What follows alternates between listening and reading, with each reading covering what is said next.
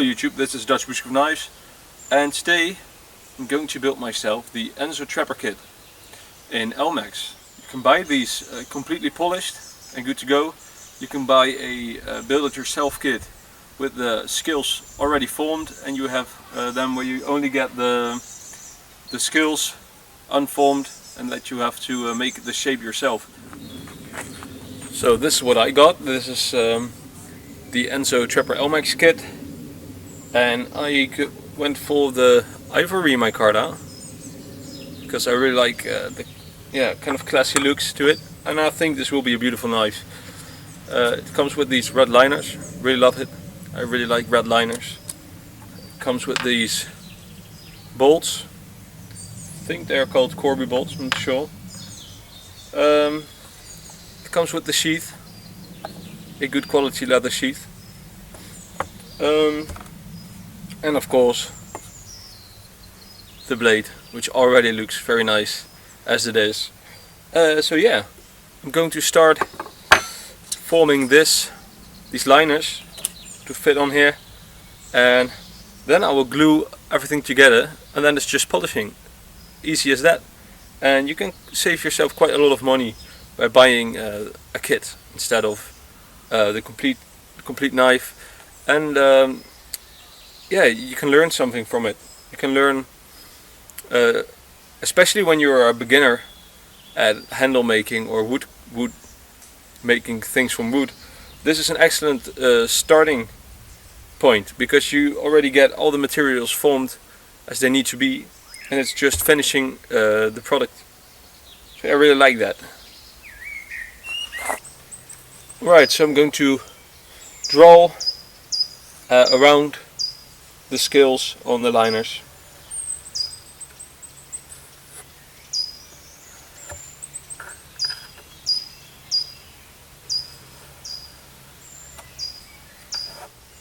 Like so.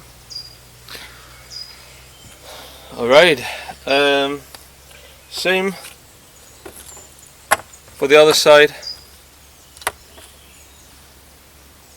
like so. Now I'm just going to take my scissors and cut them up.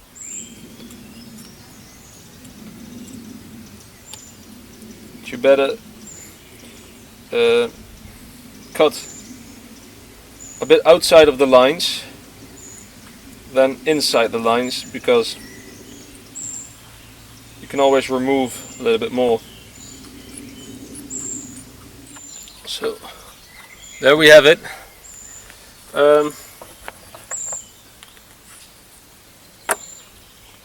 As you can see, I cut them a little bit bigger than the scales are, just for safety. What I'm going to do now is I'm going to make a mark where I have to drill a hole through these liners. Alright, so I have this, I don't know what it's called in English, but we call it a priem. It has a sharp point. So, like so. Make sure the other one is in the middle. So, and now you can see where we will have to drill the holes. Same goes for the other side.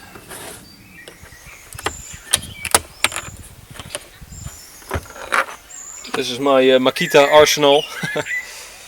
And yeah, to find out which size I need, I'll just take this bolt and find the drill bit that has the same diameter, a little bit larger in this case, or a little bit smaller, doesn't really matter. So in my case I'm going with 4mm. Yeah, Makita drill bits and a DeWalt drill, who cares? Both competitors in one man's possession. Alright, so for this one I'm just gonna use the regular drill.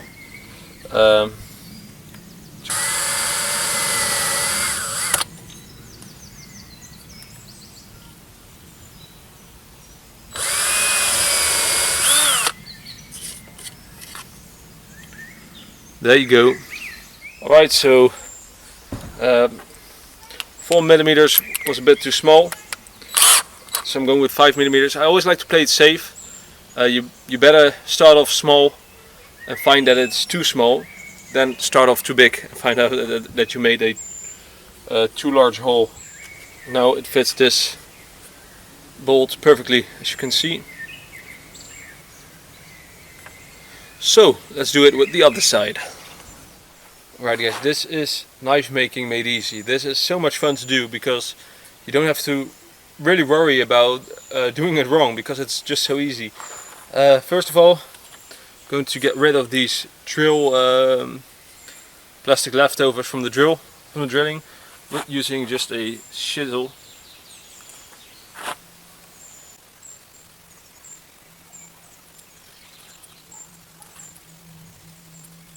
So, right. Alright. Now we're ready to put this knife together already. It's gonna be more easy. Just don't lose any parts. I'm good at losing stuff. Not as good as retrieving this stuff. Look. Already sent the part line. So just line these up. These holes you made. And as you can see. So this is the stiff, because it's millimeter work. But don't use a screwdriver to force it into the hole. That doesn't go for all situations. Do not use a screwdriver to force everything into holes. It's a bad thing. So there you go. It's on the knife. Now for the other side. We can now just put this into here. Like so. And alright. And now just pull these screws into the other.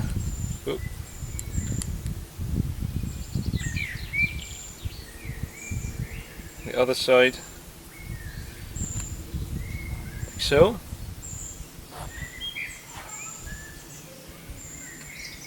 Align these with the screw holes, and I'm gonna tighten up one side, tighten it up.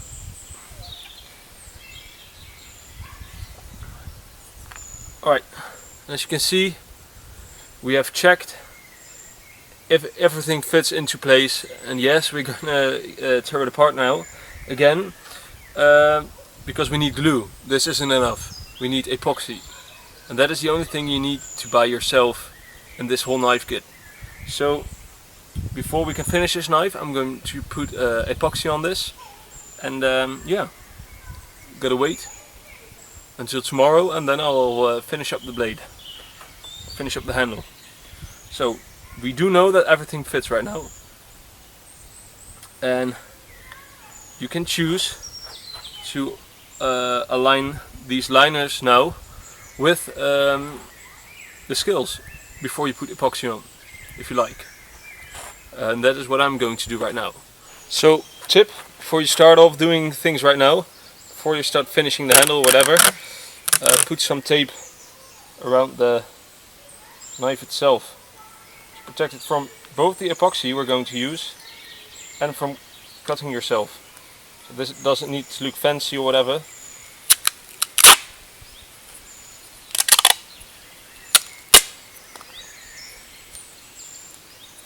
This is just to prevent myself from cutting myself.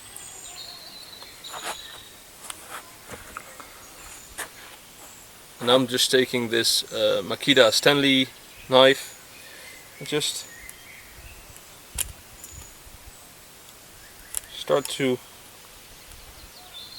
shape this into the form of the skills.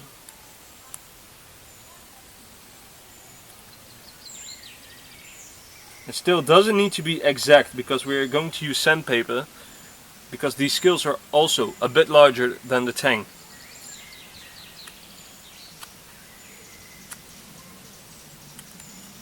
So I'm going to keep doing this. Alright, so as you can see, the liners are quite aligned pretty neatly now. So yeah, it's time to put on the epoxy, the nastiest part. You really want to do this part before you start sanding, because now there's still a chance to for you to be able to sand off any of this epoxy that gets onto the skills.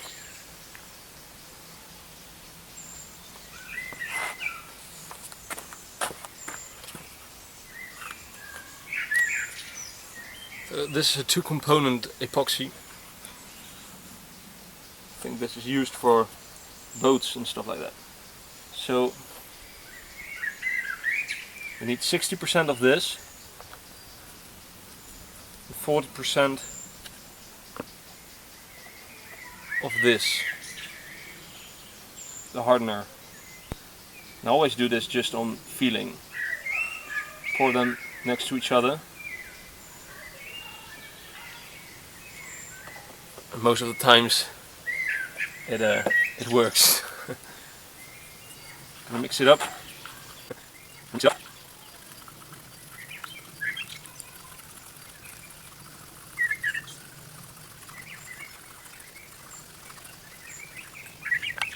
And now I'm gonna disassemble the blade again. Alright, so you really want to put some gloves on for nasty work like this, because this is really sticky stuff. What I'm going to do is I'm gonna take a stick, I'm gonna put some epoxy on here, spread it evenly, not too thick.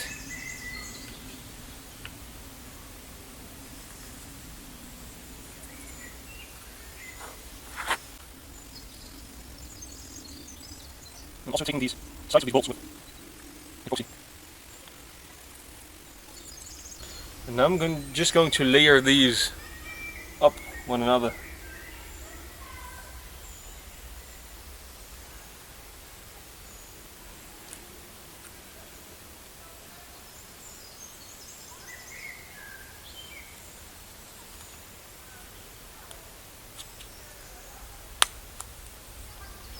Alright. And again, epoxy on this. And if you use good quality epoxy, the strength will be just the same as factory knives.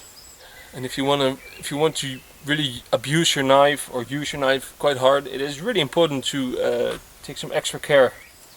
Alright, press this on like so, and start up with just continue smearing this epoxy all over the tang right now, especially those outer sides of the tang, because we really don't want any dirt, or if you're a hunter, blood coming inside the handle, and this really seals it off.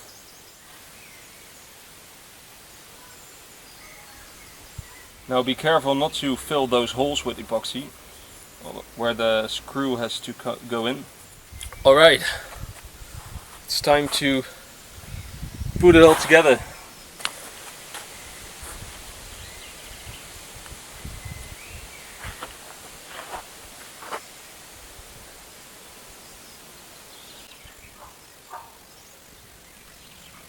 Choose to put some epoxy in these bolts before you screw them in, and never mind. I think as they are. I mean, they are very tight fit in there, so I don't think you need epoxy. And the nice thing is these screws really press these skills against each other, so you don't really need to put it into whatever this is called in English. So you don't need these, and that's really nice.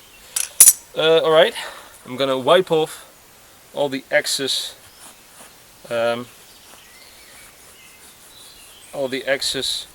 epoxy, because it's still easy to do now, and when it's dry it isn't easy. clean the spine.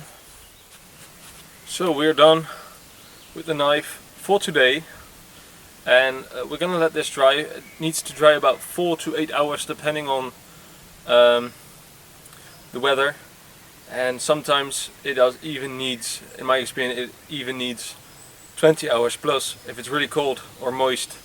But I think in this temperature we can do 4 to 6 hours. But I'm gonna leave it to tomorrow, and then I'm gonna finish up this this handle. Alright, so see you guys tomorrow when we finish this beauty. So what I'm going to do now is I'm gonna take the iron file, get rid of these brass pins that stick out. So as you can see, I flattened the pins. What I'm going to do now is start off with grit 60 on a flat piece, on a flat surface like this, and now I'm going to sand down this until it hits the spine and the corners and make an even scratch pattern on there.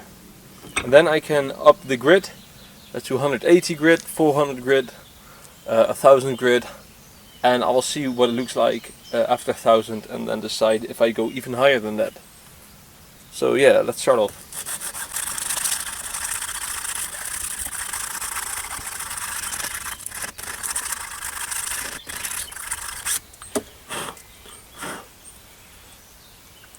And take your time to look once in a while how you're doing, if it's still symmetrical, stuff like that. It's quite important. And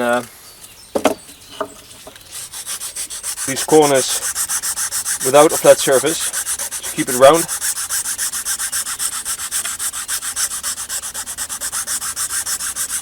So yeah, I'm going to continue this and show you when I'm done with the 60 grit. Alright, this is with 180 grit. It's starting to look like a well polished handle already, but now I'm going to go to 600 grit. Alright, I'm already quite happy with the results of 600, but I'm going to finish this knife off with 1000 grit. 1000 grit.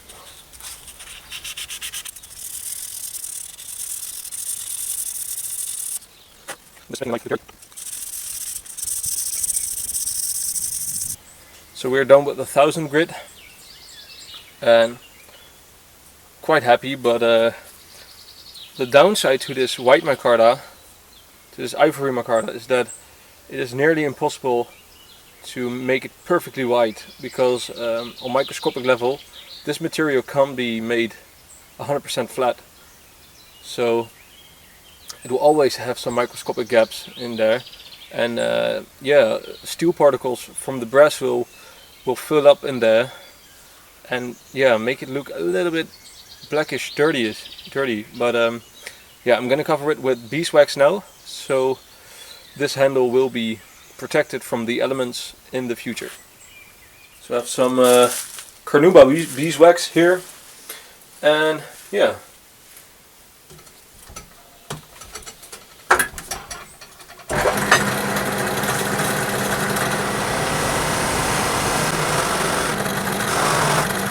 Beeswax smells great.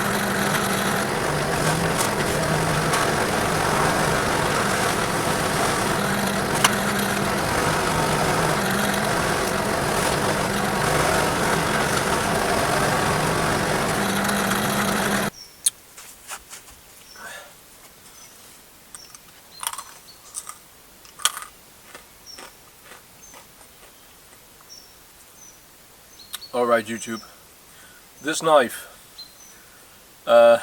was actually a bit tougher than I expected to make, not because of the handle, but because of the color I choose. This ivory micarta, it's you need to polish it so well just not to get these dirty marks on there. Eventually it worked out pretty nice for me, but man, for a beginner like me in this handle making, it was a tough job. This is maybe my 4th or 5th handle of all time, and my second Enzo handle. But yeah, this ivory micarta really gave me a challenge. So this is the knife, white like a unicorn, and as you can see, she's pretty nice. I really like these. I really love these red liners. So yeah, there's still a little bit of epoxy on the blade itself that I will still have to clean off. But man, I'm done for today. I'm really done for today. But yeah, it's nice and shiny. We have these beautiful beautiful red liners. It focuses. Yeah, we have, as you can see, we have these beautiful red liners on the knife. I really like that in contrast to the white. Really beautiful. And yeah, overall I'm quite happy. So yeah, I'm gonna give you guys a few shots of this Elmax knife, of this Enzo Trapper in Elmax. And yeah, I hope we can do a test of this knife soon, because I think this is maybe the cheapest Elmax knife you can get at this moment. I bought this for 115 euros, and for a knife like this, I don't think there is any other knife like this on the market in Elmax for this price. So that is very, very nice. Thank you for watching.